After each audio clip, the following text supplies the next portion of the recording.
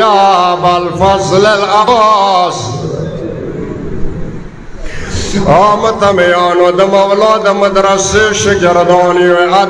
ادب سمسي بلویلا علمدار سترګې غړولې وړه بیبي لاس کې د اوبو جام نیولی دی څو ورته د علمدار خیمې ته لاړه راوی دی یې واړه سیدان به چار چاپېر ته نه ولاړو ورته ویله بې وړې بیبي ته علمدار نه ډېره ګرانه یې علمدار ته وایه موږ ته اوبه راوړي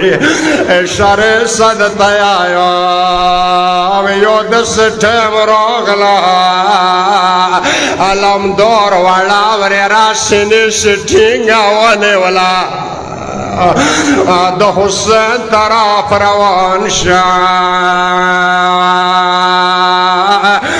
کله حسین سترګې وغړولې علمدار ننواتي کې ځان سوړه ورې راوسته د اولاد چختنو د مولا د مدرسې شاګردان یو زړور حسین سلګی واخسته عاشقان لمنه بنسه وړې لور باندې غاږ وکړو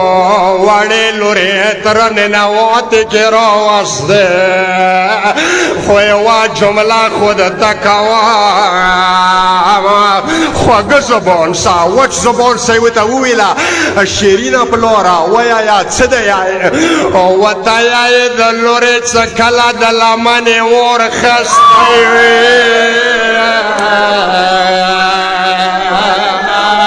عاشقانو د مولا د مدرسې شاګردانو عاشقانو لمنه بنسه ورته یې د وړې لورې څه کله ګلونو کې پټه وې بیا به علمدار ته غږونه نه کوې کله دا جمله ذکر دپاره دوی جملې واوره بیا د خدای مال مینې مینې څه واوره وړه بیبي د علمدار پت نه کوزه شوه څو قدمه وریا ته نه ودرېده اوس واوره چې علمدار وړې بیبي څه څوره مینه دی ورته یې د وړې ورېرې ویلې کوزه شوې وویل اتره نن خو یو سوال درته کوم وړې ورېرې وایه څه سوال د کوې وویل اتره د تو ځواني و چاته دی زه وړه یم وایه یا وړې ورېرې څه سوال د کوې وویل اتره د ملیکې خو لږ راته ټیټ شه د مینې جمله دی بیا یې هاکا دوکا ورمنه د نه رسي شي کیدای شي مجلس ته زمانې مولا راغلی وي وړه بیبي د ورو ورو ورته یایي تره لږ ټیټ شه علمدار د ټیټېږي وړه ذکیره د بیا غږ ورته وکړي مېړنیه تره زه وړه یم لږ نوره ټیټ شه د مینې جمله دی واوره علمدار د ټیټېږي وړه بیبي د ورته یایي لږ نوره ټیټ شه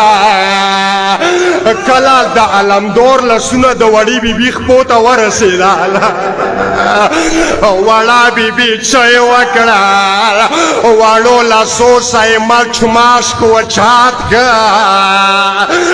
د مشک تسمه یې د علمدار ګردل کې واچوله ورته یې د مېړني اتره د مولا د مدرسې شاګردان یو اخري جمله دی واوره مېړني اتره ځکه مو ماش خپله واچولو لږ د مو وچو شنډو ته سترګې وغړوه یو پر یاد وکړه د کربلا مظلومه حسین